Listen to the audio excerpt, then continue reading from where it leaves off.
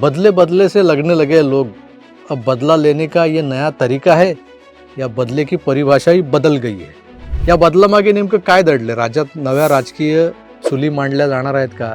केंद्रात जून जुलैच्या आसपास काहीतरी अघटित घडणार आहे ज्यामुळे मोदीजींना राजीनामा द्यावा लागू शकतो म्हणून उभाटा सेना असो की शरद पवारांची एनसीपी यांच्या 21 खासदारांचं पाठबळ मिळवणं सोपं जावं यासाठी राज्यातूनच काही जुगाड चालवला जातोय का? ठाकरे आणि भाजपा यांचे बिघडलेले संबंध पुन्हा मधुर होण्याच्या काही आशा पल्लवित केल्या गेल्या जात आहेत का?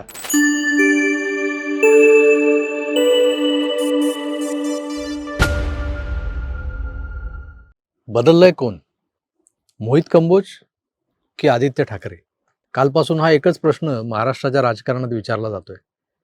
काल भारतीय जनता पक्षाचे नेते मोहित कंबोज यांच्या मुलीचा वाढदिवस होता. मुंबईतल्या एका पंचतारांकित हॉटेलात हा सोहळा पार पडला. भाजपचे नेते असा मी जो उल्लेख केला आहे मोहित कंबोज यांचा, पण ते सध्या भारतीय जनता पक्षाच्या कुठल्याच पदावर नाही आहेत. पण आता मोहित कंबोज यांना नेमकं काय म्हणायचं?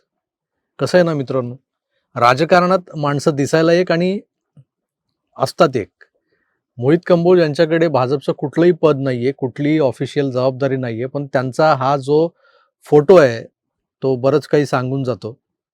हा जो फोटो आहे 2025च्या विधानसभा निकालानंतरचा.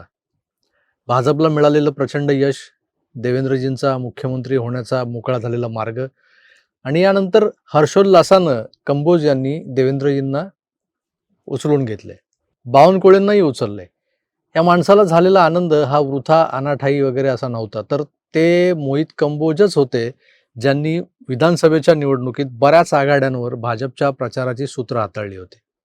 अहोरात्र हा माणूस मेहनत करत होता, पाण्यासारखा पैसा खर्च करत होता आणि त्यानंतर मिळालेला हा विजय साजरा करणं तर म्हणजे ज्याला म्हणतो ना येतो बनताही. आजही महाराष्ट्राच्या राजकारणात सगळ्यात पॉवरफुल समजली जाणारी एक व्यक्ती म्हणजे मोहित कंबोज. आता याच मोहित कंबोज यांच्या मुलीच्या वाढदिवसाला राज ठाकरे गेले याचं कुणालाही आश्चर्य वाटलं नाही तसं, कारण राज ठाकरे हे राजकारण आणि मैत्री यात सरमिसळ करत नाहीत. त्यांच्या 2022 सालच्या त्या गुढीपाडव्याच्या सभेनंतर मशिदींबाहेर हनुमान चालिसा पठणाच्या कार्यक्रमाची घोषणा झाली होती, ते आठवतंय का तुम्हाला? आणि मोहित कंबोज यांनी त्या हनुमान चालिसा पठणासाठी मशिदीबाहेर लावायला हजारो भोंगे वितरणाचा कार्यक्रम हाती घेतला होता, आठवत असेल तुम्हाला. आणि त्यामुळे राज यांचं कंबोज यांच्याशी असलेलं नातं हे वेगळं आहे. आता ते व्यवसाय वगैरे ते जे काय असेल त्याबद्दल आता इथं बोलणं प्रशस्त नाहीये. पण काका पाठोपाठ आदित्य ठाकरेही गेले. अनेकांना आश्चर्य वाटणं स्वाभाविक होतं. महाविकास आघाडीच्या नाकी नऊ आणणारे मोहित कंबोज यांच्या निशाण्यावर त्या काळी मुख्यमंत्री उद्धव ठाकरे होते, संजय राऊत होते, सुगंधी तंबाखूवाला नवाब मलिक होता आणि दिशा सालियन प्रकरणातला संशयाचा काटा ज्यांच्याकडे होता, तो काटा ज्यांच्याकडे झुकत होता, ते युवराज आदित्य ठाकरेही होते. कोविड काळातल्या दुसऱ्या लॉकडाऊनमध्ये लोकांच्या उपासमारीला पारावर उरला नव्हता, तेव्हा ठाकरे कुलोत्पन्न तेजस उद्धव ठाकरे आपल्या रशियन मित्रमैत्रिणींसह एका बारमध्ये मजा मारत होते. त्यांचं त्या एका वेळचं खाण्यापिण्याचं बिल हे 1.25 लाखाच्या वर झालं होतं. हे माध्यमांसमोर आणणारे, महाराष्ट्रासमोर आणणारे हे मोहित कंबोजच होते. त्यांचंच ट्विट होतं ते. नवाब मलिक तर कंबोजमुळे हैराण परेशान झालेला होता.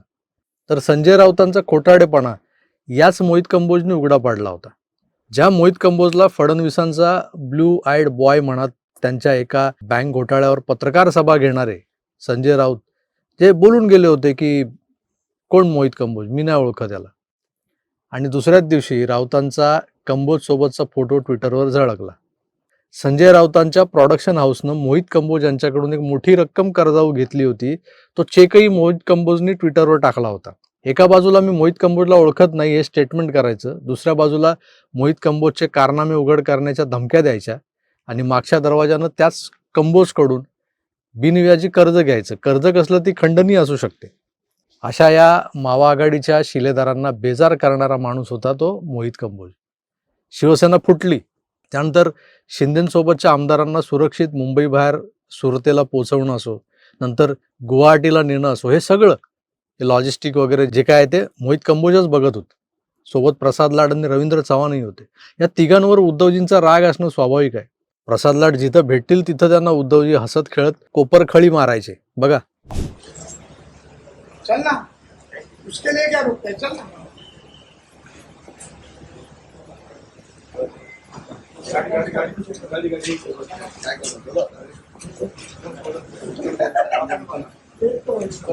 संजय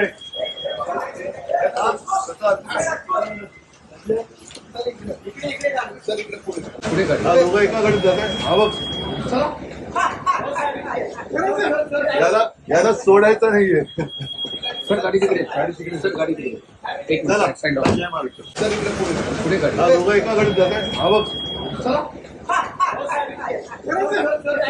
याला सोडायचं नाहीये. सर गाडी तिकडे सर गाडी तिकडे एक चला, साईड जय महाराष्ट्र. ठाकरेंच्या या हास्य विनोदात खरं तर गंभीर इशाराही असू शकत होता. मोहित कंबोज हा माणूस सर डोळ्यात सलत होता ठाकरेंच्या. एकतर त्यांना सरकार नीट चालवू दिलं नाही यांनी, आणि हे जे काही सरकार नीट चालू न देणारे जे काही अनेक घटक होते त्या घटकांपैकी सगळ्यात बोचरा आणि स्ट्रॉंग घटक हा मोहित कंबोज होता. दिशा सालियन किंवा सुशांतच्या खुनानंतर आदित्य ठाकरेंना अडचणीत आणणारी ट्विट्स करणारा माणूसही हाच मोहित कंबोज होता. याला कुठेतरी काउंटर करायचं म्हणून कंबोज आणि त्यांची मिसेस जुहूतल्या ज्या रेस्टॉरंटमध्ये रात्री जेवायला गेले होते तिथंही पोलिसांची रेड टाकून नाहक बोंबाबोंब केली गेली होती आणि दुसऱ्या दिवशी सगळ्या वर्तमानपत्रात ती बातमी छापून आणली गेली होती. आणि अर्थातच हे सगळं करणारा किंवा हे सगळं करण्यात दैनिक सामना आणि संपादक संजय राऊत हेच आघाडीवर होते.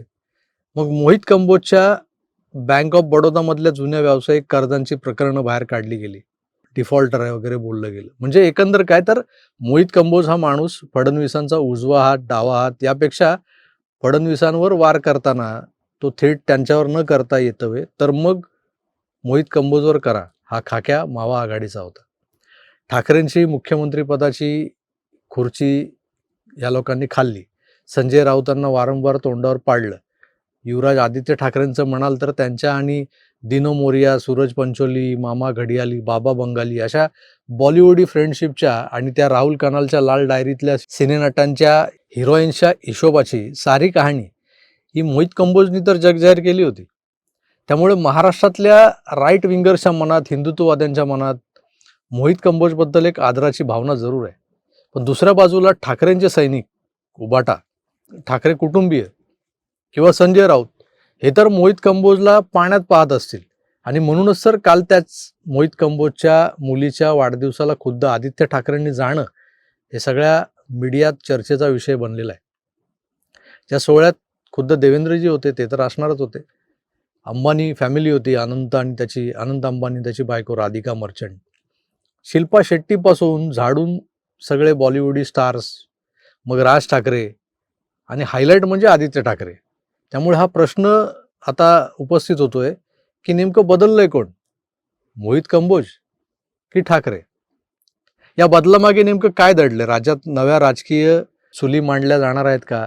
केंद्रात जून जुलैच्या आसपास काहीतरी अघटित घडणार आहे ज्यामुळे मोदीजींना राजीनामा द्यावा लागू शकतो, म्हणून उभाटा सेना असो की शरद पवारांची एनसीपी यांच्या 21 खासदारांचं पाठबळ मिळवणं सोपं जावं यासाठी राज्यातूनच काही जुगाड चालवला जातोय का? ठाकरे आणि भाजपा यांचे बिघडलेले संबंध पुन्हा मधुर होण्याच्या काही आशा पल्लवित केल्या गेल्या जात आहेत का? मोहित कंबोज यांच्या कौटुंबिक कार्यक्रमात आदित्य ठाकरे जातीनं हजर असणं याच्या मागे नेमकं काय आहे? बदले बदले से लगने लगे लोग, अब बदला लेने का ये नया तरीका है या बदले की परिभाषा ही बदल गई है? काही कळायला मार्ग नाही. 2019च्या महाराष्ट्राच्या राजकीय कुंडलीत ज्या ज्या ग्रहांच्या जागा अदला बदली झाल्या असतील त्याचा कोणीतरी नीट अभ्यास करायला हवा. कारण 2019 नंतरच महाराष्ट्र हा राजकीय दृष्ट्या अनाकलनीय झालेला आहे.